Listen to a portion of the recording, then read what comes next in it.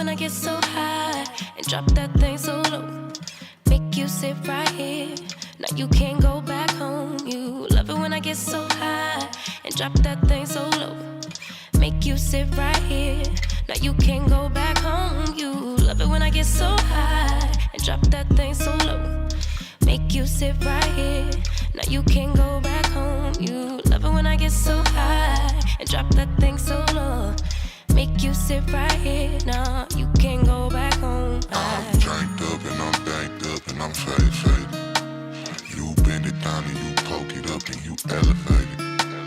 I'm drank up and I'm danked up and I'm faded.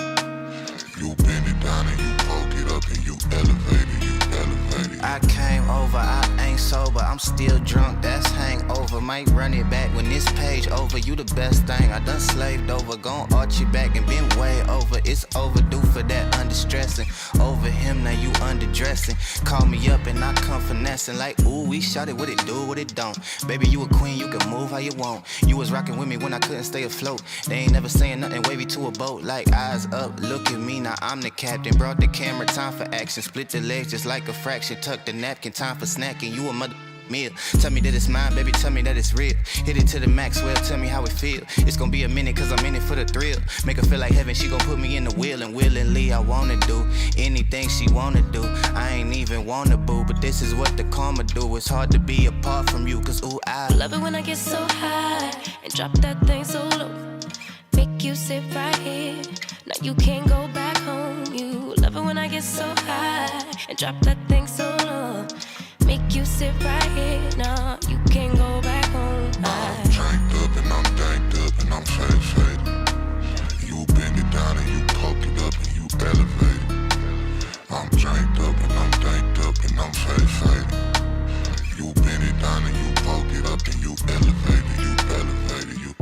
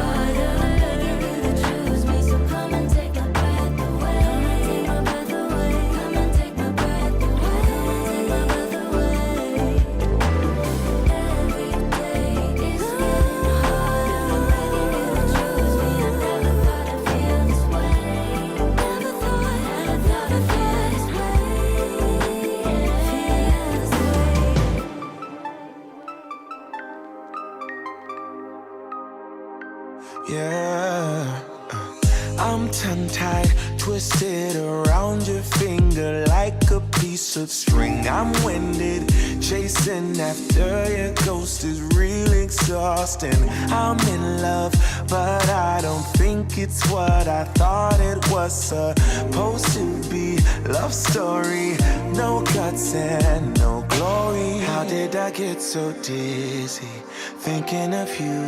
I don't usually get like this. It's something about you I miss. Could it be we never had that kiss? Well, I don't usually get like this. Get like this. Get like this.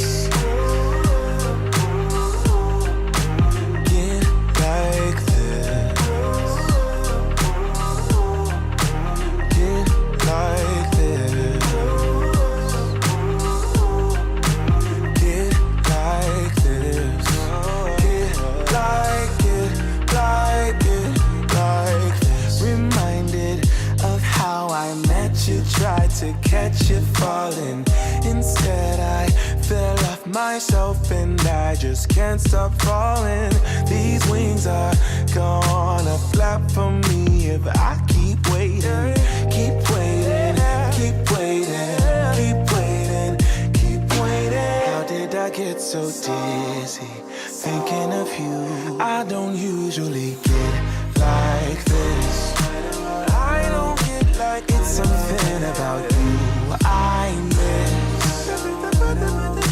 Could it be we never had that kiss? I just wanna kiss you. Well, I don't usually get like this. Get like this. Get like this. No, get like this. Get like this. Yeah, get like it, like it, like this. She loves me not.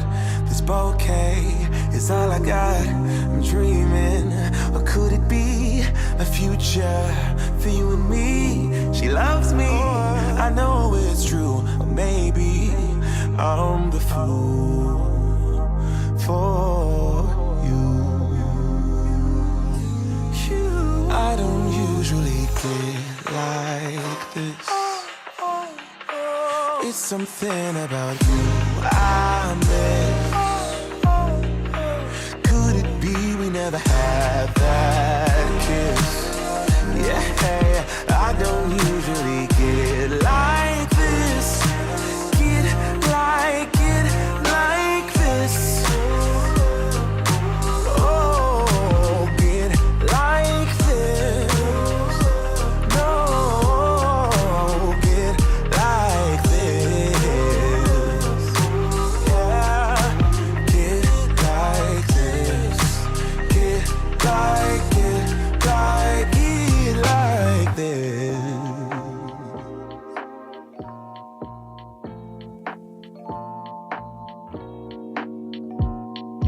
Feel like falling deeper. Colder nights 난 너무 싫어.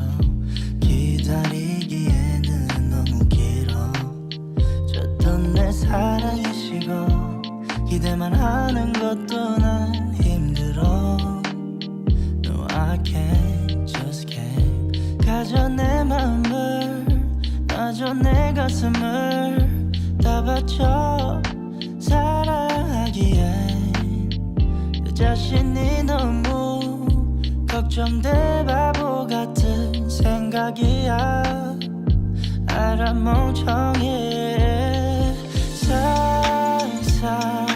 상상만으로도 좋은 상상만으로도 힘든 이중적인 면을 가지고 있어. 사랑이라는 거. Oh yeah. Baby, can't you come with me? Can't you hold my hand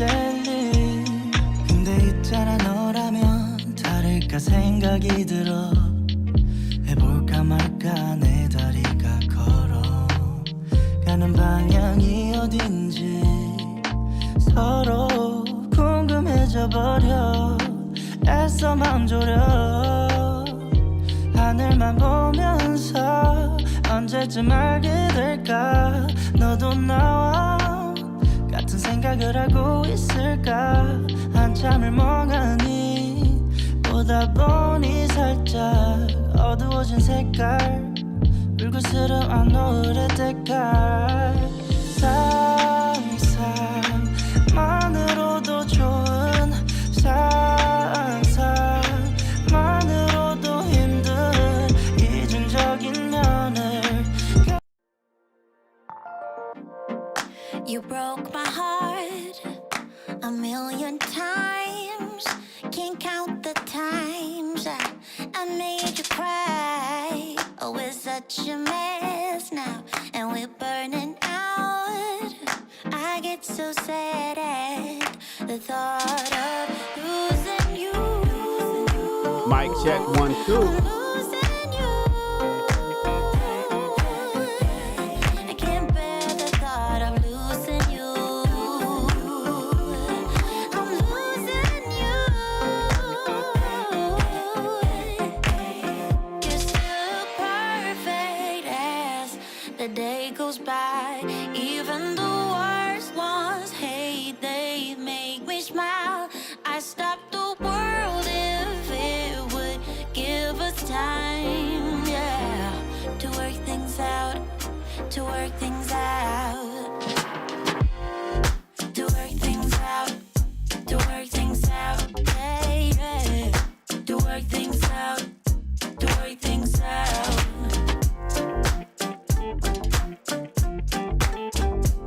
Oh, yeah, to work things out, to work things out.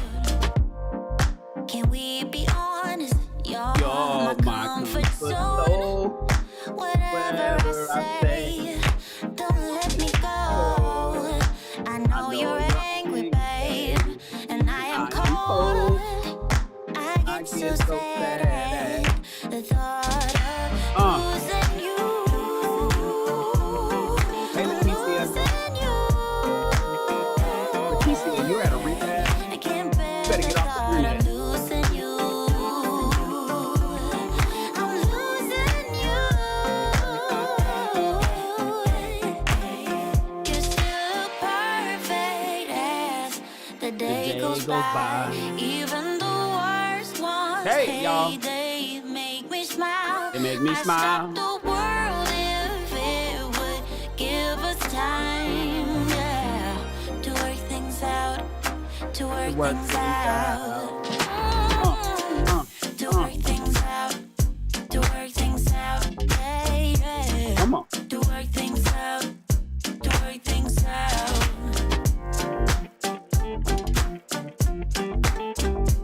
Oh, yeah. To work things out, to work things out. To work things out, to work things out. To work things out, to work things out. To work things out, to work things out. To work things out, to work things out.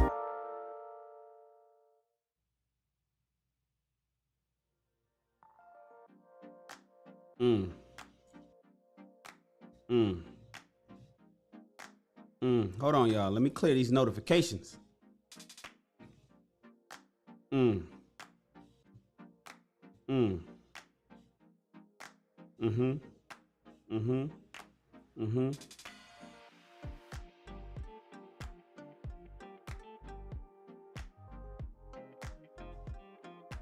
Come on. Come on.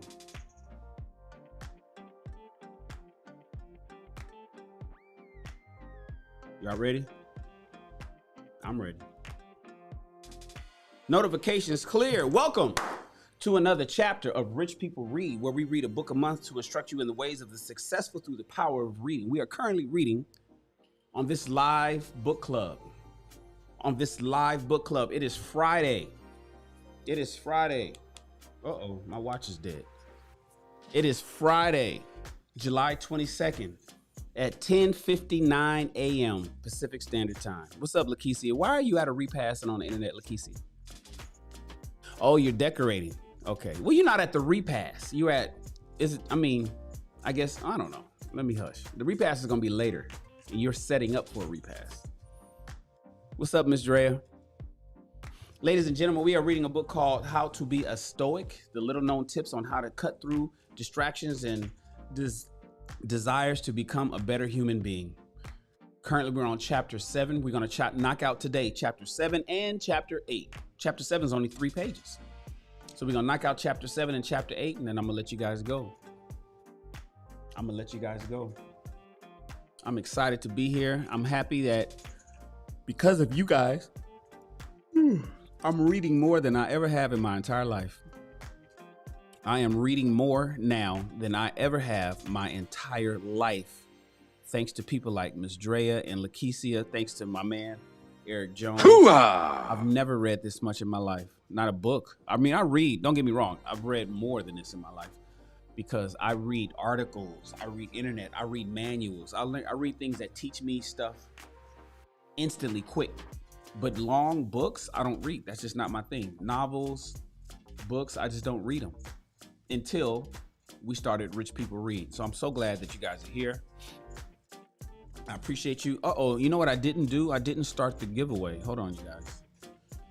Let me get the giveaway cracking.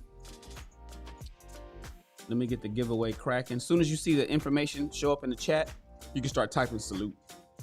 Let's go ahead and move over to our read stream. It's Friday, you guys. Let's just get it in and go. I appreciate you guys for being here. Thank you so much. Thank you for listening to me. Do just like Lakeisha is doing. She has her earbuds in and she's multitasking. Now Lakeisha could be listening to music right now. She could be listening to the latest tune on the radio. She could be listening to Pandora or Spotify, but instead she's listening to something that's helping her become a better person. So I want you guys to follow Lakeisha's lead and pop in your earbuds and continue doing what you've been doing. Right now, she's setting up an event, and she's going to listen to chapter 7 and chapter 8. Chapter 7 is voluntary hardship, doing without to grow within. Doing without to grow within. This is going to be a difficult one for most people, because most people do not want to go into voluntary hardship.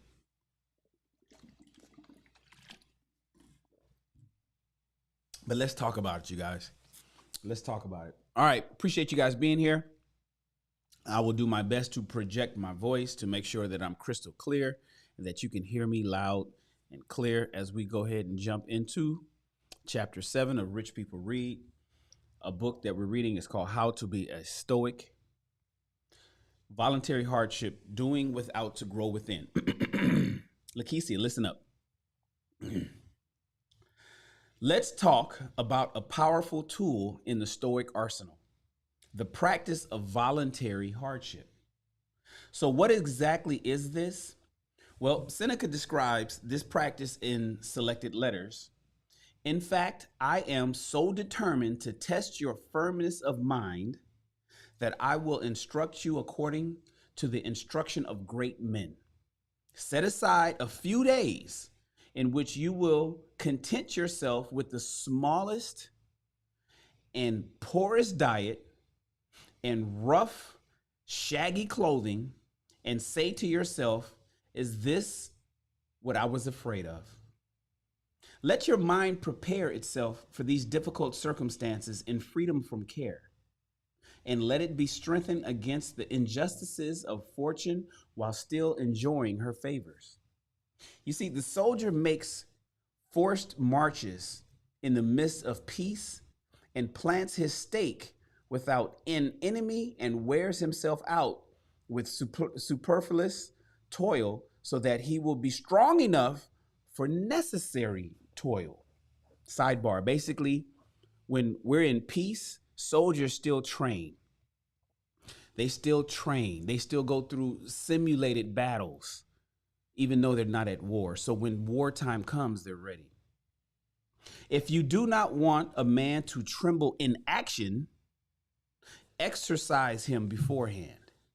Men followed this principle when they imitated poverty each and every month, coming close to starvation, so that they would never be afraid of what they had often learned. You see, it's great advice. Seneca is telling us that we should do without some things on purpose, you guys, so that we know what it's like, and when we lose we lose our fear of it. Know what it's like to lose your car, you guys. Know what it's like to have no electricity or cell phone. Learn what it's like to be hungry. How many times have you guys ever fasted? How many of you ever fasted? How many of you ever done a cleanse? Have you ever had something bad happen twice, and the second time it wasn't so bad because you knew what to expect? That's exactly what voluntary hardship can do. It can make you an expert on many, many scenarios because you didn't wait. You made them happen. This is something that you can easily do in order to steel yourself against those times when fortune no longer favors you. There is a kind of freedom of soul that arises from this sort of preparation. In exploring what can happen should the worst occur, you can face it without fear of it. The early Stoics embraced this practice and served them well. Diogenes, for example, is described as living in this manner in Seneca's on human freedom. In his manner of life, he preferred the minimum of clothing to a purple gown and the bare ground to a bed, however soft. And as proof of such claims, he produced his assurance, his serenity, his freedom, as well as his tough, radiant physique.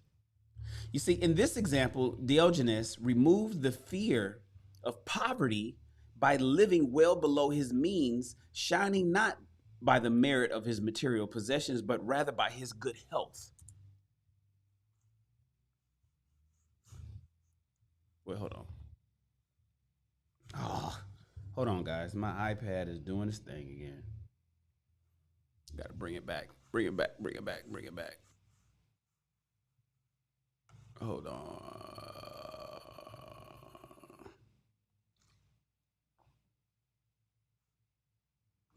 All right.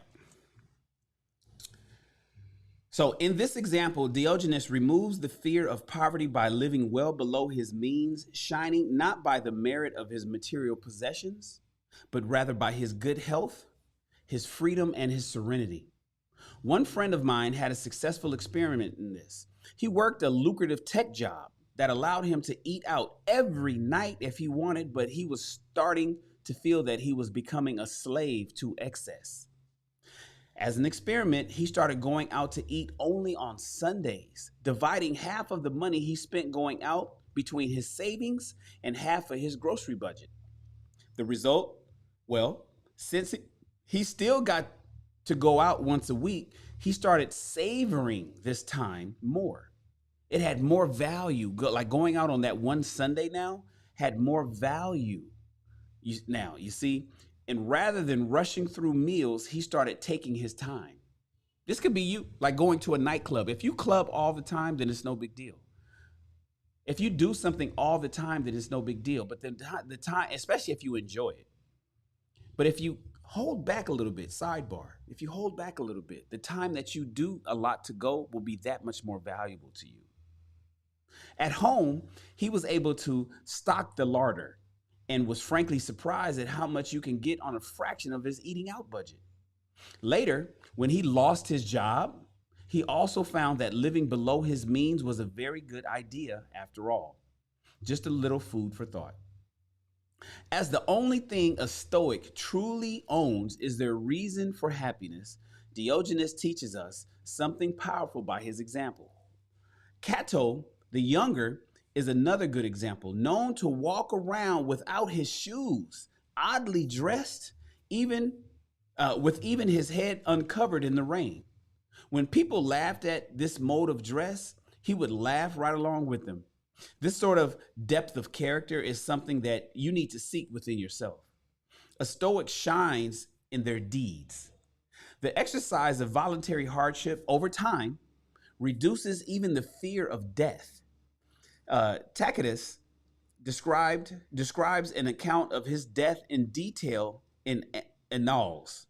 Seneca was an advisor to the infamous emperor Nero, who believed that Seneca was part of a conspiracy against him. So he sent his word of this to Seneca's villa in Rome, along with the orders that Seneca was to take his own life for his part in this conspiracy. When Seneca received the orders, rather than panic, he calmly explained that he had nothing to do with any conspiracies. This message was relayed back to Rome, but Nero would not be swayed. He sent the command once again that his old advisor should take his own life.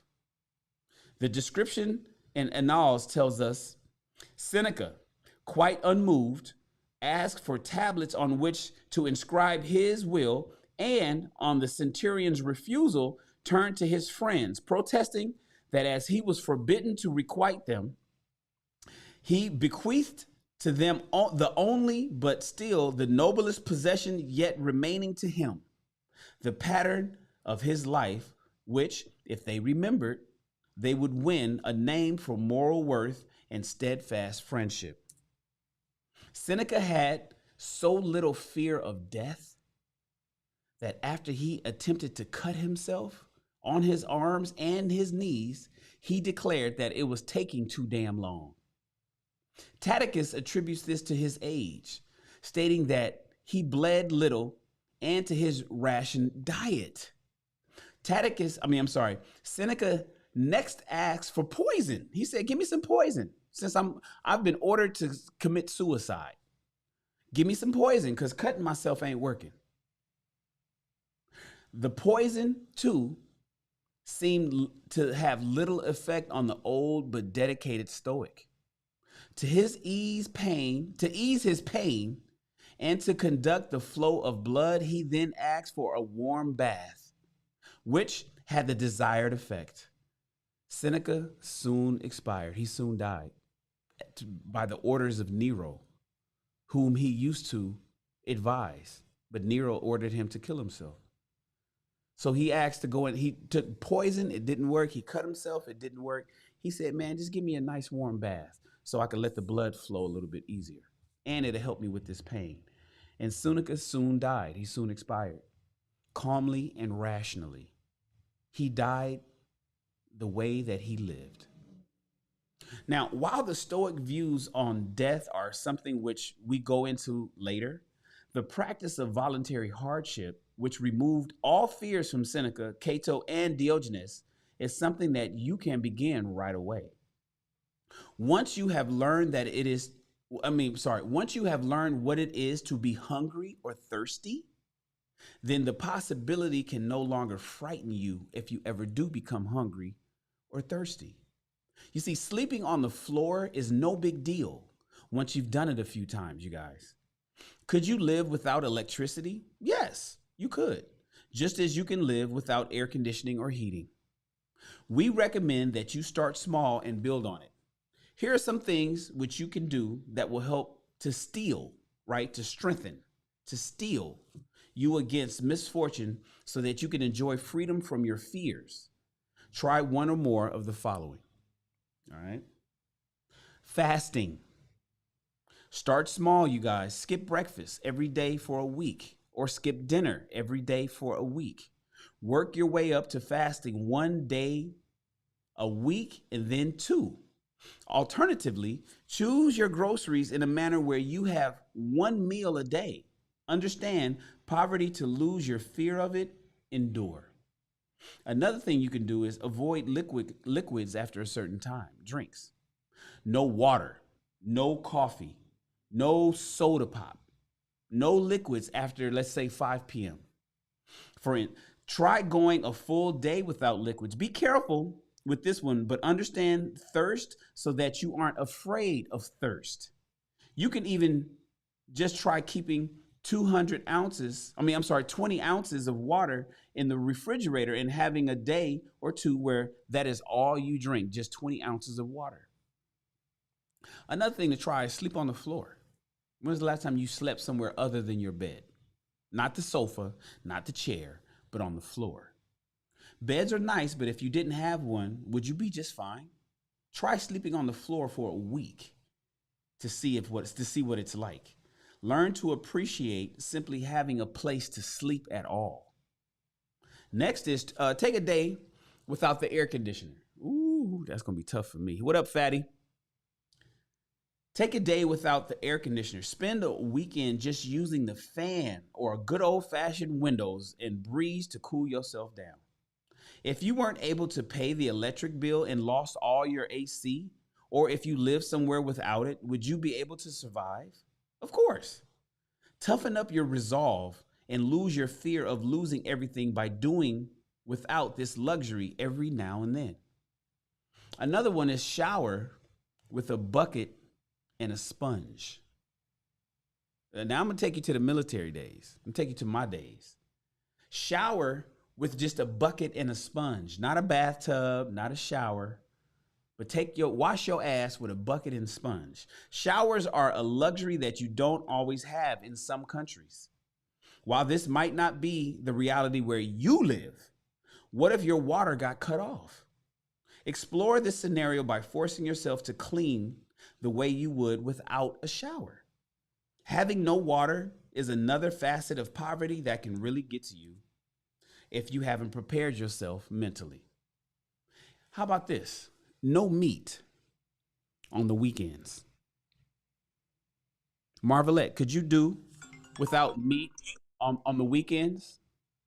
Could you do without eating any kind of beef or chicken or steak or anything or turkey on the weekends? Meat is another luxury that we take for granted. If you lost everything, it's quite likely that you are going to eat whatever is around, and really yummy stuff is going to go really fast. You can prepare yourself for this possibility by voluntarily not eating meat on the weekends. We don't recommend doing this for longer periods of time, as you can temporarily lose the enzymes needed to digest meat properly and get sick when you start eating meat again. But a weekend should be just fine. Next is take the bus instead of driving. Take public transportation instead of the luxury of your personal automobile. Take the subway. What if you got in a car accident, you guys, and lost your transportation? If you've ever owned a car that broke down often, then you understand the anxiety that can come with unreliable transportation. Why not inoculate yourself against this anxiety by spending a week taking the bus to work? Bring a book along with you, as it will take longer to get to work, and plan your schedule accordingly so that you are not late. Once you experience the worst case scenario, then your auto anxiety will fade away. The car is not important. It is a luxury and a convenience, my friends. The only thing that is important is the impressions that you take from what life throws at you. And this is one way to help drive that home.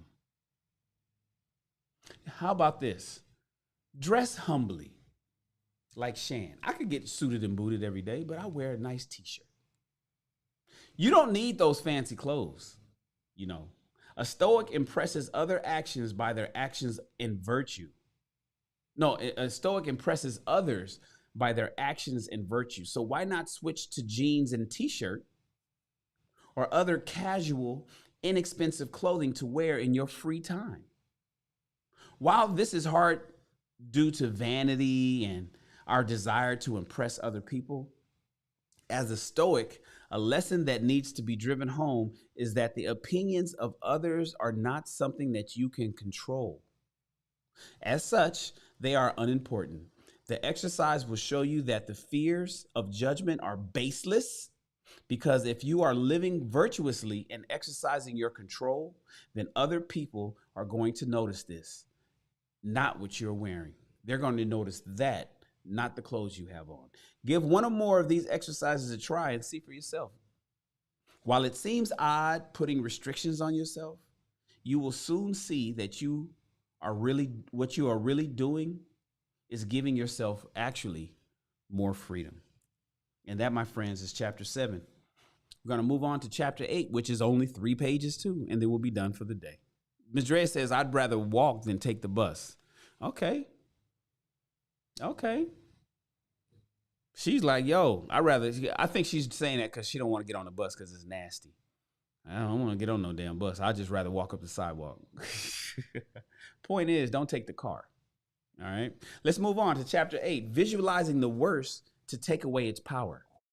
Visualizing the worst to take away its power. Terra Dome says, treat that AC, that AC got to wait till October. Turn that AC off, you guys. Turn that AC off. Hold on a second. I didn't know I still had this up on the screen until just now. Let me remove that. Turn the air conditioning off, ladies and gentlemen, and see what it's like to live without being climate control. All right. All right, here we go. Chapter 8. Visualizing the worst to take away its power. Another means that a Stoic should employ in order to tame their emotions is called negative visualization. Oh, let's learn about that. Negative visualization, Pterodome. Fatty, let's learn about negative visualization. Negative visualization is much like voluntary discomfort, except that it all takes place in your mind. Ladies, emotions tend to creep up on us, mostly by surprise. Anger is an excellent example of this. And because of this, we should put our imaginations to good use by creating mental scenarios in which we are forced into an emotional state. Simply put, imagine bad things occurring so that when they do, if they do, they feel familiar rather than surprising. This is like, and you know, as a sidebar, this is somebody calling you a ugly bitch. This is somebody calling you fat. This is somebody, fellas, this is somebody calling you broke and dusty. If you visualize this traumatic experience, when somebody actually does do that because they don't know you or they're lashing out of anger, it won't bother you. It won't even bother you. It'll be like, what big deal did it? That didn't even make a dent in my day because you had already visually had a negative image of that in your mind. So when it actually happened, it was no big deal. This is especially useful if you are quick to anger or to other emotions, but it is useful for everyone, even if you're not quick to anger. By running over scenarios in your mind, you will find that these things will slowly lose their ability to push you towards a rash decision. It is a slow process, but over time, you will see that you are developing the ability to pause your anger, your feelings for at least a few moments. And once you learn to apply solid reason in those moments, it can make all the difference. So, how do we practice negative visualization? Well, let's start by getting a notebook, right? Or everybody pull out your yellow notes on your phone or grab a piece of paper and pen. Spend a weekend making a list of things that you value in life. Spend all weekend making a list.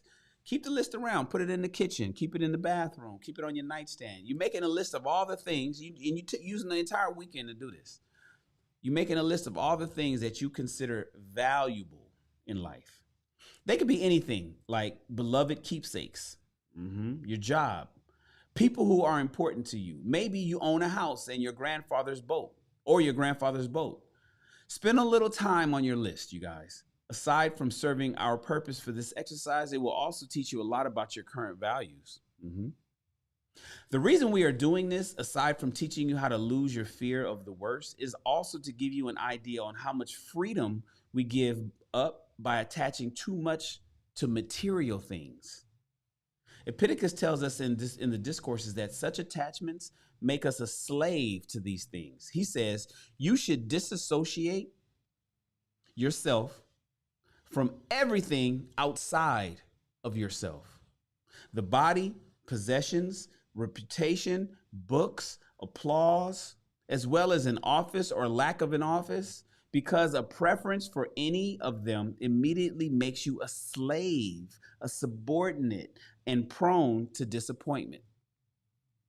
This also extends to things that we desire which are controlled by other people.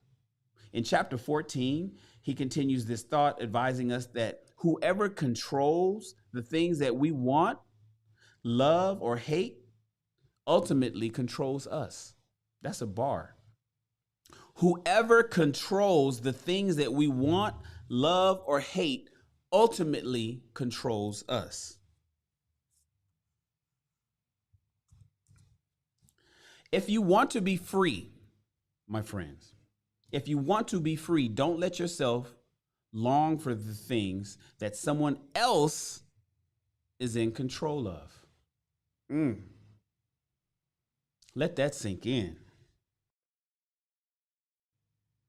If you want to be free, don't let yourself long for things that someone else is in control of. Like your heart, like your mind, like the things, like where you live, your livelihood, your food. Think about it logically, ladies and gentlemen. If they get to decide whether or not you get to have a thing, then they are controlling you when you get it. Don't exchange your freedom for things. Let that sink in a little. Remember that a Stoic values only their reason and the things which they can control. It is the only way to truly be free.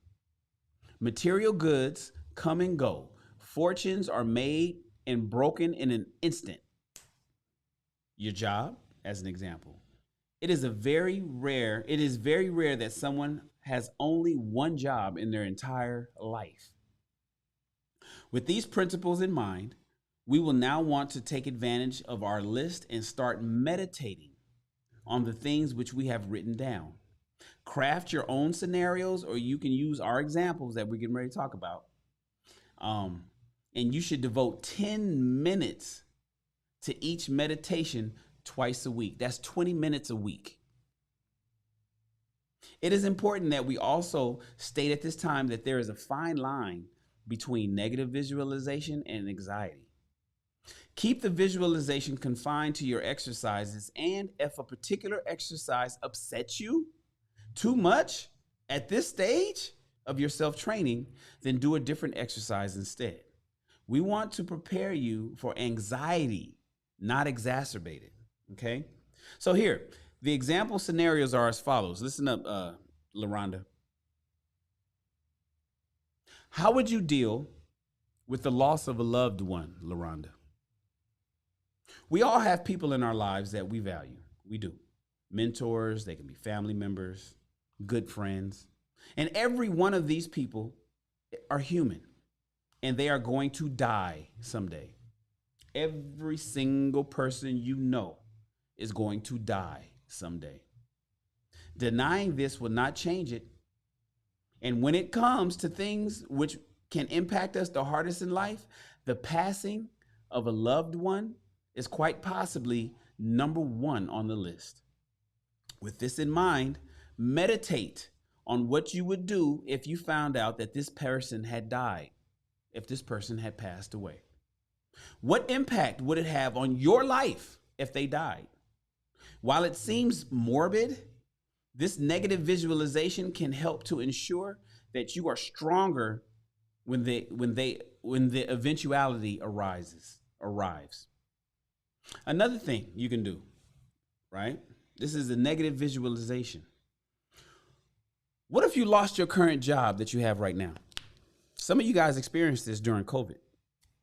Some of you haven't. Some of you experienced this during COVID and you were able to recover and get another job. But what if you lost that job, the one that you have right now? If you lost your current job, or How would you cope? Be constructive rather than meditating on the choice things that you might tell that one particular manager. Focus on what constructive actions you would take if you lost that job. Would you apply for unemployment before hunting for a new job or live on your savings? Would you immediately move into a smaller place or would you seek out a roommate? Explore this scenario thoroughly and you will be prepared should it ever occur. What's up, Hi Kai? Good to have you here, bro. Almost done. We got 2 pages left. 1.5, really. You guys, imagine this example in your mind. This is negative visualization. What if your home was burglarized and all your stuff was stolen? All the stuff that matters to you were stolen. If your pictures or your jewelry or other sentimental items were just stolen, how would you cope with that? Again, try to be constructive. Would you check local pawn shops? Would you file a report with the police? Would the pictures not be a problem because you have copies of the photos that they stole? Ultimately, we can only keep the memories, but we attach a lot of worth to the things that we keep. So take a leap and imagine what you would do if they were taken away from you. How about this? What if you got hurt and you could no longer play your favorite sport? What if you blew your knee out and you couldn't work out the way or you couldn't walk or ride a bike or do some activity that you love to do because you blew your knee out? If you got into a car accident or took a nasty fall that meant you would walk with a limp and possibly a little pain and could no longer play a sport that you love or work out, how would you get past this? Would you start a website dedicated to your sport so that you participate through commentary? You know, like a YouTube channel maybe? Would you sponsor a local team?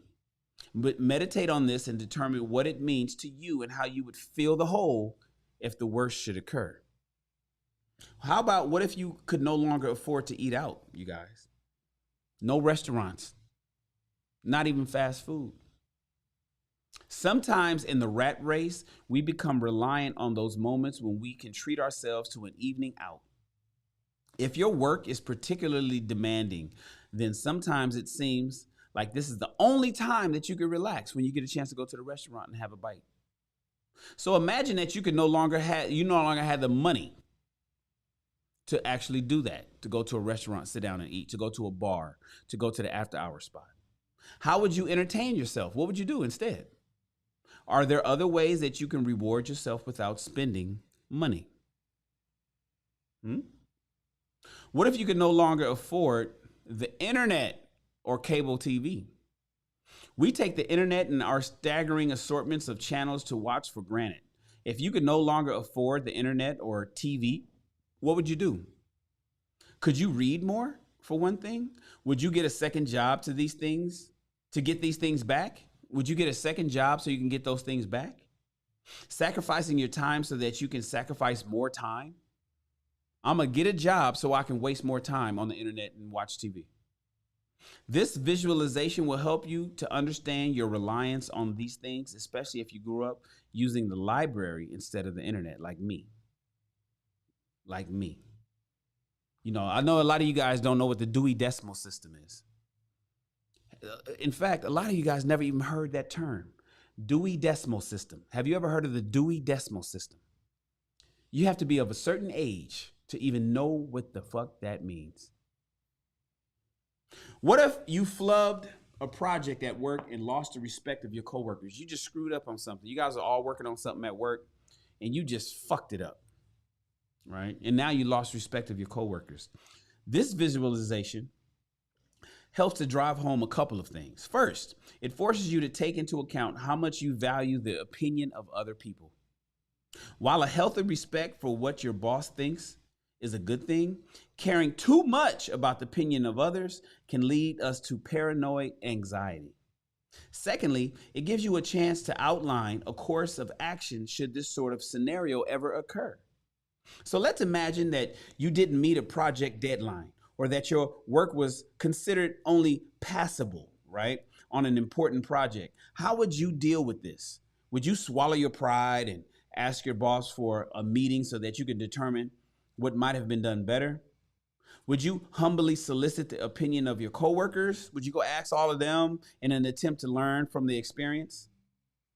Maybe the next time you are working on a project, you would resolve to be more diligent or even take the project home to do extra work, unpaid work on your own time.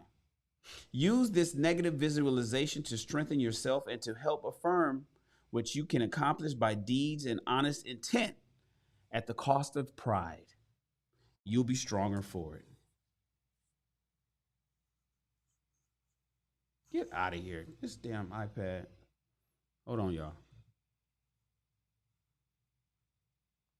Get to the last page and the iPad want to freeze up on me.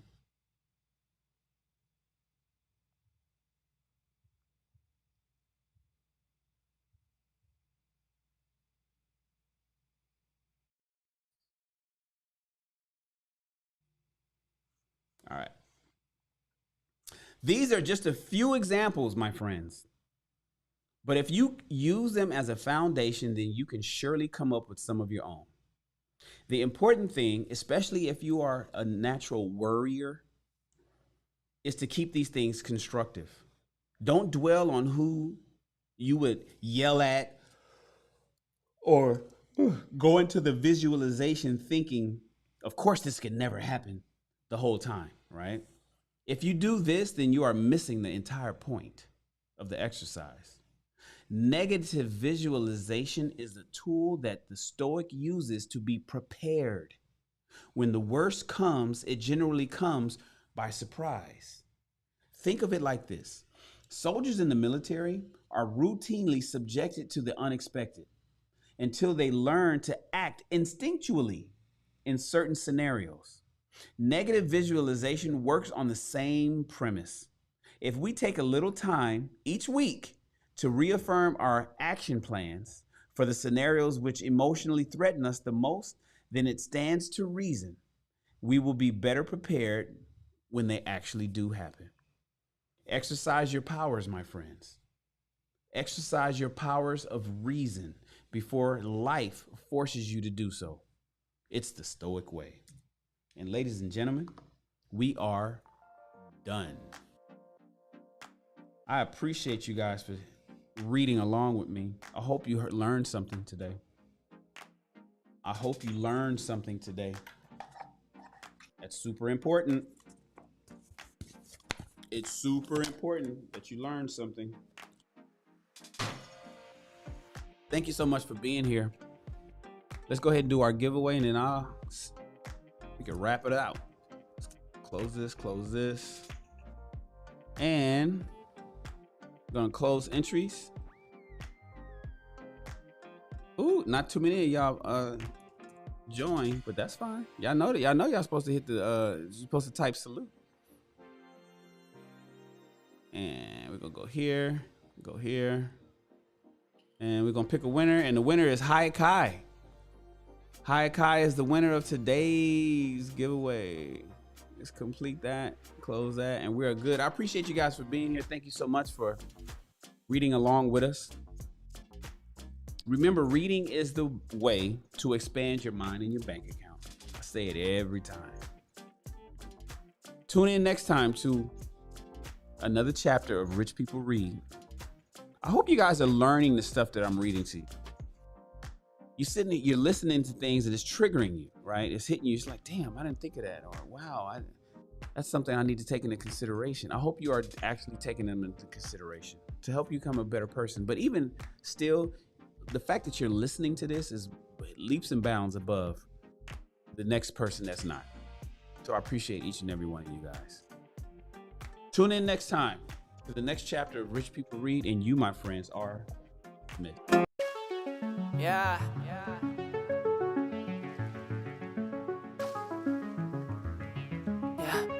Escucha. Mío en tu habitación, solo los 2 segundos que hay que detener. Porque si no siento tu voz o tu olor, te extraño y te quiero ver. Quiero ver. Tanto me falta